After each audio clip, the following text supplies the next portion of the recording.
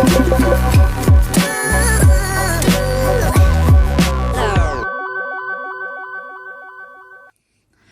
everyone and welcome back to my channel. If you're new here, my name is Kaylin and today I wanted to do another list of 10 more things to do instead of spending money.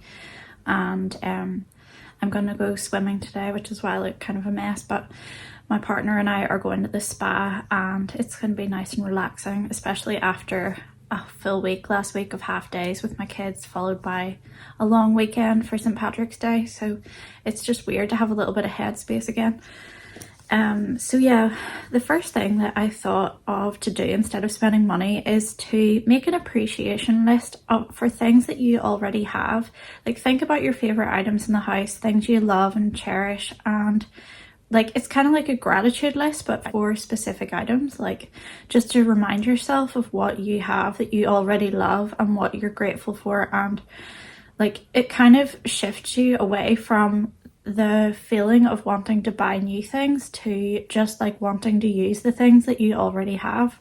Number 2 is to have a music discovery day, and I kind of did this a little bit yesterday because my parents gave me some old records that they found in their roof space, and I have a record player that I've had for years and I have my own records and stuff, but there was one that was like Joan Armatrading and I'd never heard her before, so I just like spent some time listening to her. And like, although I don't think it's something that I'm going to listen to all the time, it just felt good to listen to something different. And I think that you can turn it into a whole activity for the day where you discover all of these like bands and artists you didn't know about, and even ones you might have heard of but you don't know what their music is like, and just kind of make playlists and things like that so that when you're busier you don't have to think about what you want to listen to. You already have them ready to go. Number 3 is to take up skipping, because it's a really cheap hobby to do. You can get a skipping rope so cheaply. You could even get one from the pound shop, and then it's something you can do in a small space too. And I think it's good to have small space hobbies where you don't need like all of this room to do it, and you can do it in a confined space if you have to, but also like you can do it in the garden, you can do it inside or outside. It's very kind of like adaptable to wherever you are, apart from maybe if you have like paper thin floors and neighbours that would be fed up with it and you're in an apartment or something. But there's always somewhere you can go to do it, and it's really good exercise, and yeah, you can learn all sorts of tricks, so there's no limit to what you can do with it. Number 4 is to make a bouquet of foliage or flowers from your garden for somebody, because I think it's a really thoughtful gift, and there's something nice about getting like a bouquet of flowers that somebody has actually kind of crafted themselves. And you can get more unusual things in it because the person's working with what they have, and you can just take clippings of things that you think look pretty. They don't have to be like typical things that you would find in a flower shop, and just be creative, and it feels nice to do that for someone else too. Number 5 is to clean something you really don't want to clean, and something you never have time to clean. Like, I never clean the top of my kitchen cupboards, and I know for a fact that they're stinking, and I should go up, and someday I'm going to actually, because I need to like dust and stuff, because I just don't attend to that, because it's kind of like out of sight, out of mind. It's somewhere where we shove stuff where there's nowhere else to put it. So like you can take an area like that it's not interesting or fun to clean, and it's something that you never ever get round to, but you still feel really satisfied when you finished it, and it feels good to know it's done and you don't have to do it again for a while. Number 6 is to go onto your phone and set screen time limits in your settings for specific apps, because you can limit how much you're on each app. If there's something that's taking up too much of your time and you don't like it, instead of having to put your phone away, you can just set like reminders to pop up to tell you when you're reaching your limit. And I don't actually feel like I need to do this with things like social media, because I'm not on them really at all anyway.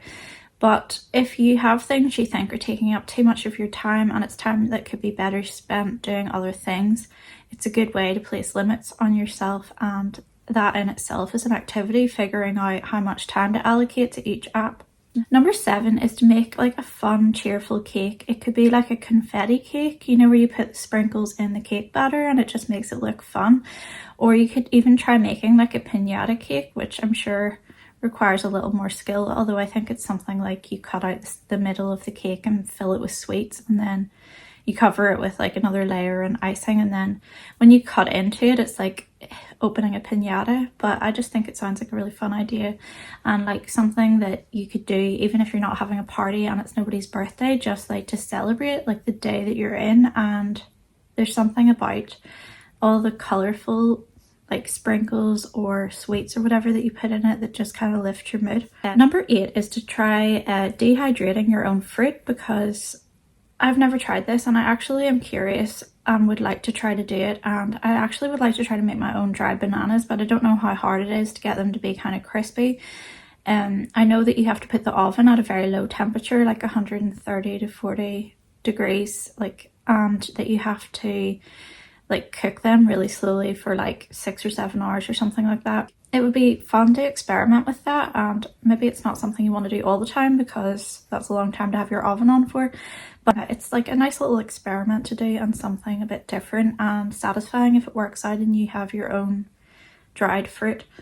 Number 9 is to make your own bulk mixes, like things like pancake mix and waffle mix, and like you will be kind of grateful to yourself later on that you've done that, because it just means you can throw in the wet ingredients and you don't have much work to do, and it's something that you can use again and again as long as it's stored well and sealed properly.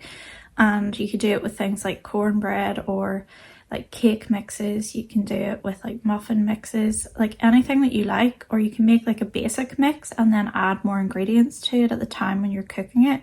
And I just think it's a way of like helping yourself out later if you have some spare time, and it's like a satisfying thing to do as well. And finally, the last one, another drying things. I don't know why I'm thinking about drying things so much today, but anyway, is to dry your own flowers.